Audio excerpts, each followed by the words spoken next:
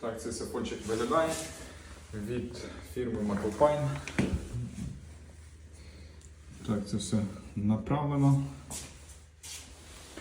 І тепер, коли проходить регенерація,